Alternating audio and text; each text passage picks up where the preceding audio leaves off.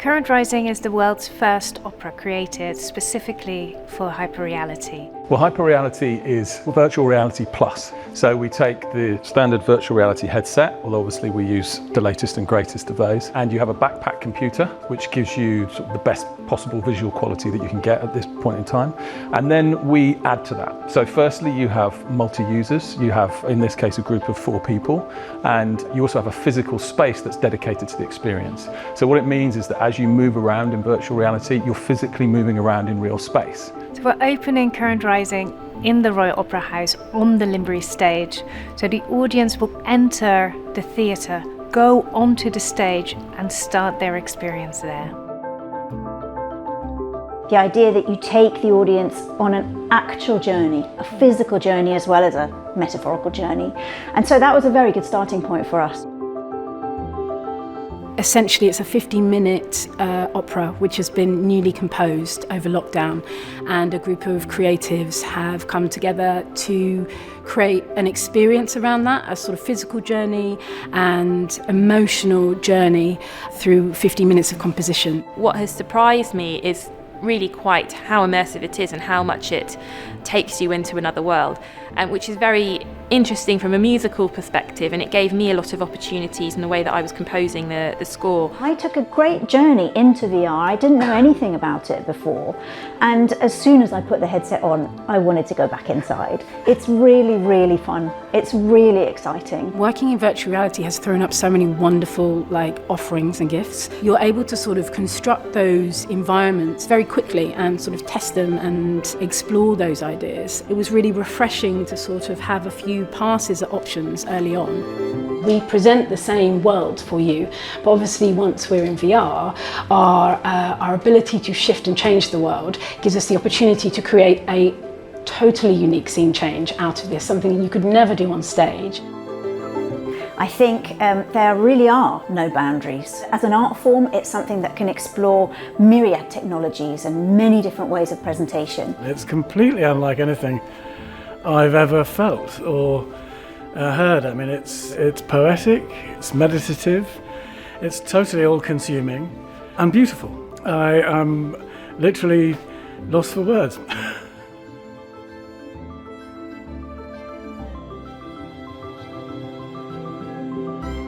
Hi, I'm Annette Mays. I'm the head of Audience Labs at the Royal Opera House in London.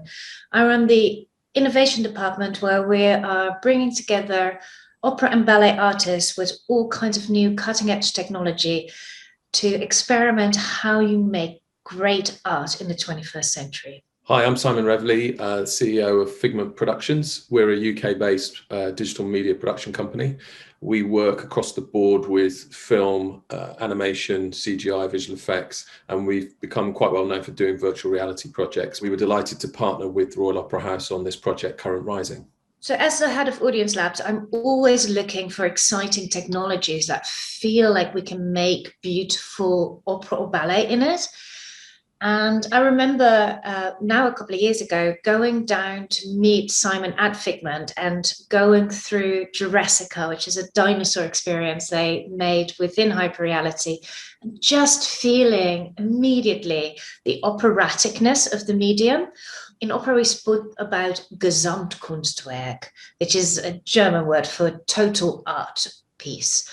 And it really comes from the idea that opera brings together design, music, storytelling, all of the elements that you can bring to something to create an incredibly rich, emotional, music-driven extravaganza almost.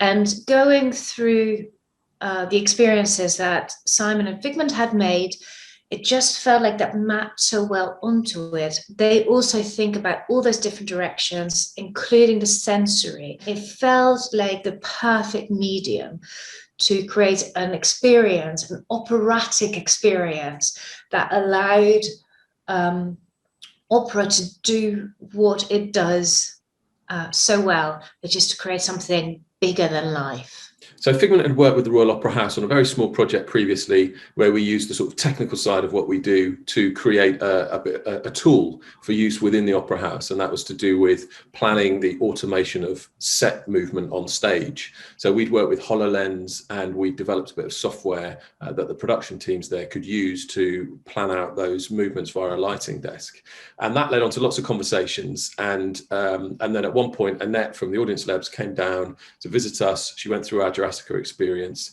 and that is all about hyperreality. So we created a system that allows us to put a group of people with VR headsets into an experience. In the case of Jurassica, it's about 15 minutes, and the group get to walk with dinosaurs. They get to go into a land of dinosaurs. They go up in elevators, they move on monorail systems, and they feel the wind in their face. They feel the earth shake underneath them as they walk around and see these giant dinosaurs.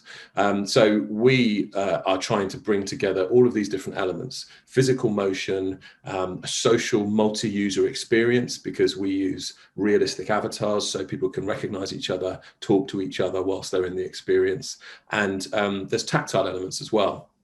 So at one point you can reach out and pull a lever or push a button, and all of that combined with the 4D effects of wind and vibration really creates something that's beyond pure virtual reality. So we call it hyperreality. It's a phrase that's been used throughout the industry really for those premium experiences.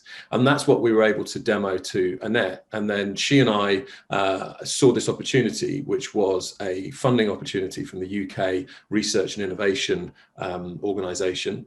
And we were able to apply, and we were successful in getting a grant to do some development work. And that was partially about developing some new tools for production and having a test project to actually use those tools during a true production, which would eventually reach the public.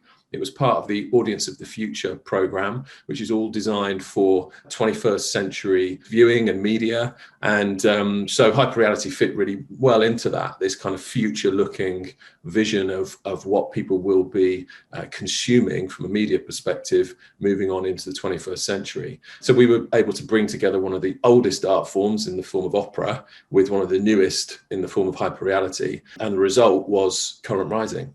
So when people ask what hyperreality is, it can be very tricky to explain, because it's the sort of thing you really have to experience for yourself. But essentially, in the same way that film is often talked about as being an ultimate art form because it brings together art direction, photography, music, acting, writing, all the costume, all these different forms.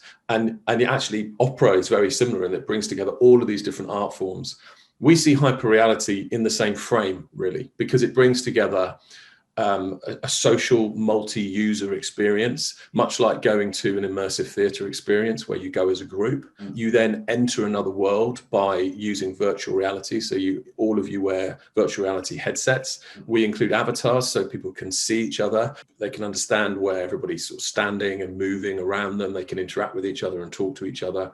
We bring in 4D effects. So that means things like wind and rumble and other physical effects, maybe heat, smell. All of those things can be controlled within a hyperreality environment. And then there's often tactile elements such as buttons or levers or something like a torch that you might pick up, or things that you would physically interact with that are both there in the virtual world and they're in the physical world as well. So this is the kind of experience you can't really have at home. It needs a dedicated space and a dedicated venue, but it really does elevate all of these different forms, everything from sort of gaming through to immersive theatre, and it combines all of them into one experience. We as theatre makers are interested in technology for its magic. We make work that explore big stories to make people feel catharsis, emotions, all of those things. And I think the other thing that we are interested in as theatre makers is the shared experience. So for us, that idea that hyperreality brings together all those layers, but also allows audiences to go in together and have this sort of emotional, beautiful, transcendent experience together as a shared experience is really key in why we wanted to work in this medium. So Figment were incredibly excited to work with the Royal Opera House. It really helped us test the conceptual basis of what this project was all about from an innovation perspective. And part of the gig for us was developing a new set of tools that would make it more time efficient and cost efficient to make hyperreality content, which is a challenging thing to do. But actually that was one of the most enjoyable aspects of the project, was tearing up the rule book in terms of what we thought we were going to do. And rather than that, address the true challenges of making a real world production. And from an Innovate UK, the organisation that's funding this, from their perspective, that was really crucial piece of innovation work that we had to do. Then what was enjoyable on the art side of it was simply working with people who had a vision that was very different to the type we often work with commercially, particularly when we're doing stuff in the theme park industry or in the museum industry, where in those sectors there are very specific objectives and very specific frameworks that you should work within. But with opera, and particularly this very contemporary approach to opera, it was completely different. And we had to learn a whole new set of ways of thinking about the work that we were producing. And that was super exciting. I think what's exciting to see in this space, when you bring together this sort of technology expertise and excellence with artistic expertise and excellence, is that new questions emerge. I think artists are very good at pushing at the borders, but also really asking why would we use this functionality? Do we want it? What does it do? What does it do emotionally? And it brings a richness of the magic of what's possible together with emotional resonance and meaning. And when those two things start to work together, it really starts to sing in something really beautiful. And I think there are moments for me in Current Rising where you see the possibility come together with sort of deep emotional resonance in a way that feels really special. Central for me was I'm very interested in expanding the idea of what an opera can be.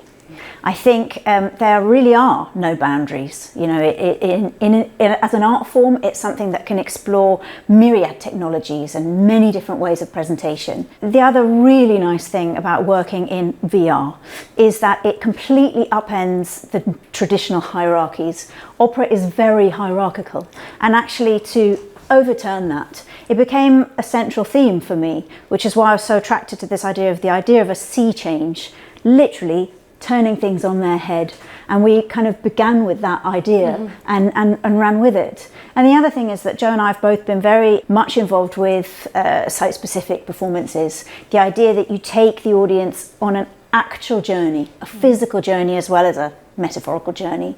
And so that was a very good starting point for us, really, you know. And so we worked for a long time just thinking what this journey might be and what might that mean in virtual reality. I think that it asks each of us in our disciplines to slightly step out of our comfort zones. I find that quite interesting when everyone in a room is asked to sort of bring something new that they didn't expect, and it sets a much bigger sort of open creative environment. So in a holistic way, it was sort of a unique experience to really exchange ideas and thoughts and sort of creative sort of wants for the production on a very sort of open platform. So that's it's a great new way to work, but also in terms of sort of physical set design, suddenly those boundaries disappeared, and I was also invited to sort of design a set that was limitless as well. So the imagination became our constraint, which was a great brief to be given at the start of a project. We do a sort of slight theatre trick, a traditional theatre trick, where we present the same world for you, but obviously once we're in VR, our ability to shift and change the world gives us the opportunity to create a totally unique scene change out of this, something you could never do on stage. And that sort of shift in perception is what takes you on your first step into the scene one. The journey happens overnight. It happens through the 6 phases of the night. So you are in that space between waking and sleeping where the imagination really takes over. And so that gave us our kind of guiding journey through the piece. Because I'm really interested in technology and I'm interested in how that can change our ways of working. But really the exciting thing was this collaborative effort. Melanie brought this beautiful libretto to this journey, and then Sam created this exquisite soundscape for the journey that we go on. And then for me, a very important link is the sound design by David Shepherd, because we are enveloped in this world, and then we also have obviously the opera part of it. It's a brand new experience, and so what we really hope is that it is very open. So anybody, even if they've never been to an opera before, and I'd hope as well that like me, I took a great journey into VR. I didn't know anything about it before. And as soon as I put the headset on, I wanted to go back inside. It's really, really fun. It's really exciting. And so I think just that really, come and experience this very, very unusual offering. And, we'd like to leave the interpretation very open so that everybody can have a completely different experience, coming on this journey. And so that's what I'd hope, everybody could have. So on the technical side of things, there were some really big challenges for us to face. The overall technical side of the project was a system that we developed called Hyphen. And the whole idea was to be able to join together these two worlds of the technical and the artistic. Hyphen needed to be a set of tools that allowed us to deliver these hyperreality experiences in the wild, where members of the public could buy a ticket, could come in and enter this other world. So the technology platform had to be there for that to happen. But the thrust of the technical research side of the project was to do with how we actually go about delivering that, working with a production team that isn't going to make any compromises for technology. So we worked primarily with Unreal Engine. That is the core tool for us. And around Unreal Engine, we built some bespoke technology to enable us to deliver these experiences. There was a few challenges along the way that we always knew we had to deal with that were just part of delivering this type of experience. One example, which is the sort of thing people would probably never even think twice about, is that when you have a group of people who are each in truth individually experiencing the VR world, but we want to create the illusion that they're actually in it together, you hit certain scenarios. So we can create avatars of people and we can share those so that Annette and I can look at each other and talk to each other and the mouths move and the eyes move, and that's a very rich experience. But there's some really fundamental basics that most people wouldn't think about. For instance, if Annette and I are going to, as we do in Current Rising, take a step into the void with the ocean in front of us, and then we are each standing on a platform that needs to at one point stay together and move and at another point drift apart. That, what we call the locomotion issue there, is that in the real world we're physically staying in the same space. But in the virtual world, we wanted to create this sense of isolation and kind of loneliness, which had a new resonance with the pandemic. But at the time, that was the core artistic aim, was to be able to have people together and then enforce this isolation. So the ability to physically move them in the virtual world when they're not moving in the real world, but to still control their position and be able to bring them back again, that's actually a technical challenge. And that required some software to be developed within Unreal to enable us to do that, so that the shared group experience could do something as simple as physically move people apart and bring them back together again. So on that side, the technical challenge and the technical tools that we were working on were things like that, to overcome that kind of challenge, to enable the artistic vision to be executed. And then the bigger picture of the Hyphen toolset was to enable us to work together with an opera director, an opera set designer, and other stakeholders. And one of the biggest challenges there was just that these are busy people with lots of projects that they're working on. So actually we redefined some of that toolset to enable us to do some remote collaboration tools, and then look at the challenge of how can you share this very physical experience with people who are physically in different parts of the world at the same time. So that's some of what we did on the sort of technical toolset side of things. I think what's really exciting to me about projects like Current Rising, where a company like Simon's with so much technology expertise and also curiosity comes together with an artistic team that brings all of their expertise in their art form, opera in this case, but also again an openness and a curiosity on doing things differently. It leads to new processes. We have to create a process where we establish a vocabulary where the teams and the different expertise can talk to each other in new ways. We have to think about new pipelines that allow for the space that the operatic form needs to develop, somehow maps on the process of how hyperreality is made. I think what's really beautiful in my experience is when that goes well, when you take the time to create a process of openness, curiosity, and exchange and real collaboration, is that it leads to new discoveries for both sides and to beautiful art at the end of that. I think having new processes and a curiosity to do things in a new way also teaches everyone involved, including our creative team, new ways of thinking about their own process. We started this process in a very different way. So we brought together the core creative team from the start, where normally the making of opera is much more phased. But because we felt like we wanted to create a world together, we brought the designer in from the start, for example, which is, again, in opera, that sits after the music is written. So the composer was there, and the director was there, and the designer was there, and finding that new path of sort of collaboration and what that opens up in the creative process is really interesting to the opera makers in their own right, and gives them a new way to think about that process. Our composer worked very differently with her soprano in this process than would be the norm. And again, that leads to new ways of working that not only apply to this project, but also to future projects, both when they work on new stages and with new technology, but also in learnings they can bring back when they're making a more traditional stage opera.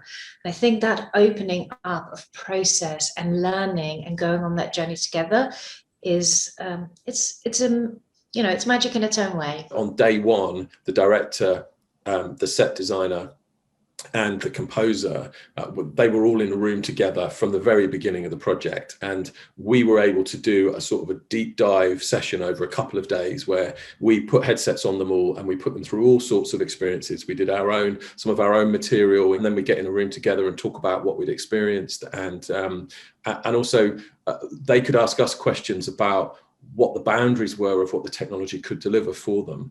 And I think that it was very interesting to see, and also to learn how an opera is usually created, and then see how it was being adapted to work with methodologies that for us are probably much closer to traditional film methodologies, where you would start with a script, storyboards, animatic, before going into sort of full production. And we had to look at some of those production methodologies and pipelines and adapt them with the creative team, who weren't necessarily used to working that way.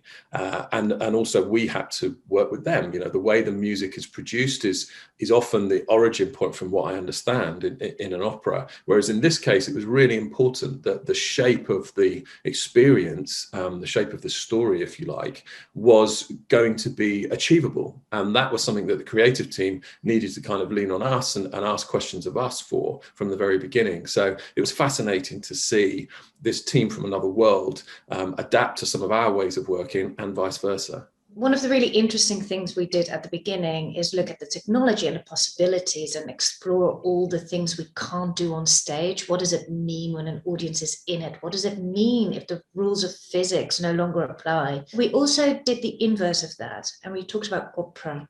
We talked about opera and what it really is, and what is it that we wanted to preserve of this art form? What were the things that we thought would do well in these new environments? So for opera, for example, that's what do we want to do anew? What's possible? What's the new magic? But also really engaged with the fundamentals of the old, of the traditions. What is it that we wanted to bring? What are the things that we wanted to retain while playing with the new? Related to Annette's point about the way the creative team were working and playing with ways of working, one of the bits that I found really fascinating was that we're often driven by a very sort of traditional linear narrative in a lot of the work we do, a very traditional core backbone story with characters, with scenes, with a narrative arc. And and my background was as a writer. I originally went into film school wanting to be a scriptwriter, and so I was always looking at it from that perspective of where's the story, when's the story going to come. But actually, we found with the creative team coming from the opera angle that they've thought about things very differently in terms of how to originate the experience they were going to create. And actually, whilst at first that seemed slightly alien to me, I also realized that we'd come across the same thing ourselves with hyperreality. With hyperreality, you're usually having an experience that's around 15 to 20 minutes long. In order for it to work, you have to think about the scenes that you're going to experience. And we started to talk about developing experiences based on kind of memorable moments.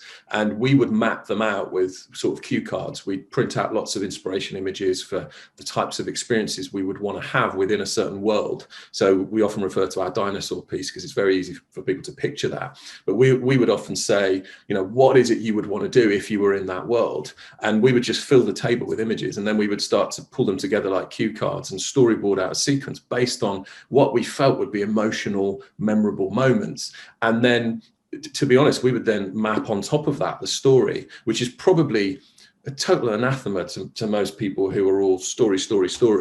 Actually, this is experience.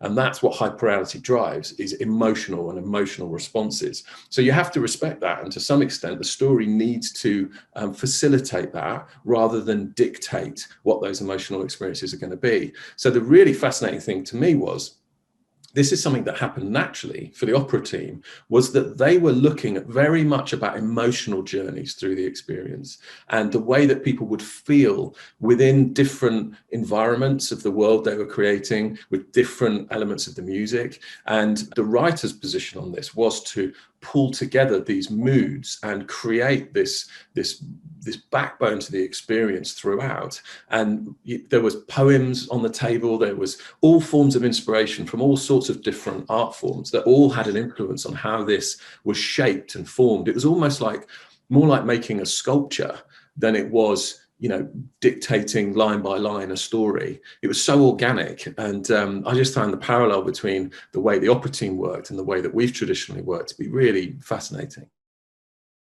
My background originally is as an immersive theatre director. So I come out of theatre, and I think for me, the excitement of setting up an innovation space in the Royal Opera House and looking at opera and ballet had to do with the fact that these are not plot-driven art forms. They're narrative, but not plot-driven. Opera and ballet explore emotion. It's much more about the sort of emotional transcendence, the journey the music takes you on. And I often talk about them both being art forms that want you to feel all the feels rather than sort of be incredible. In most operas, the plot is quite thin. At the end, the heroine mostly dies.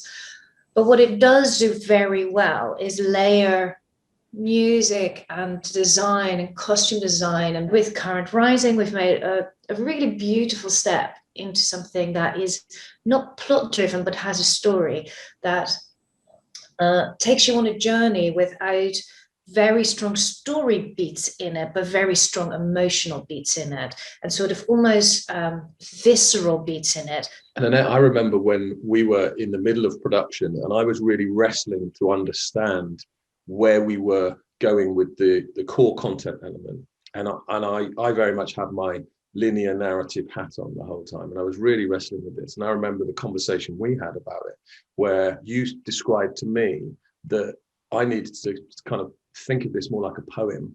And that was just a breakthrough moment for me. And it genuinely deepened my understanding of what art is, because art in general, even traditional painting and other forms of art, the concept is something I've struggled with. Being someone who's come from sort of the written word as the start of my career, I've sometimes wrestled with what makes good art. And I think this experience really helped me understand it on a new level. And the idea of describing what we were creating as more of a poem suddenly made the world of sense for me. And in the world of VR, in the world of hyperreality, there's some massive challenges still to overcome in terms of storytelling. Story is really hard in VR. It's really difficult because unlike in film or TV, you can't just grab someone's eyeballs and point them at something. You can't cut to a close-up to give them a clue as to what's happening in the story. You can't do that. You can't control where they look. You can use sound and you can use other elements within a scene, but you can nearly never guarantee that people are going to see it. So you can't rely on those classic techniques that come from the film world. You have to do things differently. And so story is difficult. Poetry is very, very different. And I think it lends itself much more easily to this world. It's a much better fit with the world of VR hyperreality. And I think that that's where we were with this project. We were in the world of visual poetry, of auditory poetry, in a way that I had never expected at the beginning of the project. But that was for me, one of the highlights of the experience, was feeling like it genuinely shifted my understanding of what art is and what we were creating. I think for me, there is something about the inverse of that. Technology allows us to explore the world in new and different ways, and it allows us to connect a story in new and different ways. So for me, there is a real opportunity for art and culture to be in the world in different ways, to pop up. Like Current Rising can tour, it can go to different places in a way that traditional opera will always have to have a stage. We come with our own world. The magic is created through the technology that can go into different places. And for me, it's really exciting to think that poetry and the poetic and transcendence and reflection can be in the world in new ways, not just in these ivory towers, not just in these temples of culture, but really sort of expand and come into society and people's lives in a different way. Cultural organizations, cultural institutions, artists, and where their work sits. It doesn't need to be on a gallery wall. It doesn't need to be on a stage in a theatre building in the centre of town. It can travel. It can transform. It can morph, and it can play with digitalness as a form that allows art to be part of people's lives. So for us, what's really exciting is that our audiences are partly people who come for the experience but stay for the opera, and for some people they come for the opera and they stay for the experience. So you create a new audience that comes together with different kind of backgrounds, different kind of loves. In terms of the sort of technical side of how we deliver this, we have what we refer to as a stage. We have a loading area, and we have a kit room. So we require a certain footprint to physically deliver this type of experience. And then we will put people in groups of between 4 and 6 people usually. The experiences are often around 15 minutes or so, because it's quite an intense experience for people. So much more than that can be a bit much. On the whole, what that means is that you're able to deliver across a sort of 10-hour operational day, you're able to deliver somewhere between 200 and sort of 300 to 400 people, depending on how you're running the system. And that is one stage. So obviously, if you're running a traditional show, your performers can perform once, possibly twice a day. With us, we can keep running because it's the technology that's delivering this experience to people. So whilst we have much lower capacity compared to a theatre, what we have to our advantage is the fact that we can run over much longer periods. So as I say, over an operational day, we can still do several hundred people, but they're just in much smaller groups. So the other thing that we can do is it can be very modular, because again, we're not reliant on one group of performers to perform to one audience.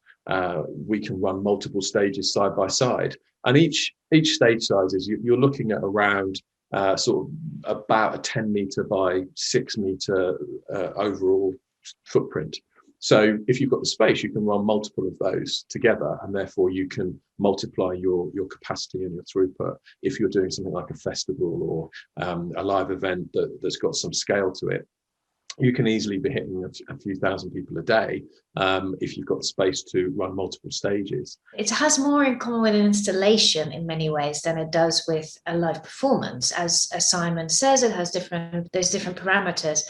And for us, it's really exciting to use the building very differently. So we built this on the stage of the Limbury Theatre. For us, thinking about how this technology allows us to use our building in a different way, how it allows the audience to experience the building in a different way at different times, is really, really exciting. And I would just say we were so proud and delighted to have the first run of Current Rising housed at the Royal Opera House in Covent Garden in London. I mean, it's such a privilege to see some unbelievable reactions from people and some very unexpected reactions. At one point, people were crawling around on the floor with backpacks and VR headsets on, which was definitely unexpected. But you get these wonderfully unpredictable reactions from people, and all incredibly positive and really fantastic to see those. The best possible opera for a location-based experience, where you have that shared experience, where you have what Simon so wonderfully calls 4D effects. There is wind, there is rumble, there is the sort of viscerality of it, and it's created for that. Even though we're opening it in 2021 rather than in 2020 due to a complete lockdown, the fact that people are put through in small groups and that you share it with 3 others rather than 2,000 others, which what you would do in our main theatre, means that we can open up this experience much sooner than we can do our main stage productions and bring that back. We have a longing to do things together again. And hopefully very soon we can do that in small groups, even if we can't come together in big groups. So I think the content is based on the form, and you can't uncouple that. Thankfully, it has offered us a model that is workable in this strange time we're working. We as the cultural sector are really looking at what technology has to offer and what we want to use and what we don't want to use. So Current Rising has been funded by Audience of the Future, which is a UK-wide program run by Innovate UK that really looks at bringing together technology and the arts. And I think the title says it all. We're really looking at audiences of the future. So both how does audience behavior change in a technological age, but also how does culture change? And what does it mean about how culture and audiences meet each other? I think for me, Current Rising is the perfect example of what happens if you take the time to bring these two worlds together. You can create something really special, something that feels very fresh, and something that hasn't really existed in the world of opera yet, and not really in the world of technology yet. It really has grown up together. And I think my hope is that more cultural organizations start embracing and working with technology companies, developing their own processes and working with their artists to explore the possibilities of making this new work, and this new work for new audiences in new ways that can be presented in new kind of contexts. I think we're at the start of it, and it feels exciting. So right now we have this beautiful stage set up within the wonderful Limbury Theatre at the Opera House in Covent Garden. The lights are off, it's all dark there, but everything's safely locked away, and we're just waiting for lockdown to be unlocked. And at that point, we're hoping that we'll have lots of tickets sold, lots of people will come along and enjoy the experience of Current Rising. So hopefully that's not too far away now as we enter the spring. I can't wait to see people lining up to go along to Covent Garden and see this thing in action. And hopefully it will inspire a new generation or a new batch of immersive projects that do tackle arts and culture as much as more gamified or pure entertainment based projects. So hopefully we might see you in Covent Garden.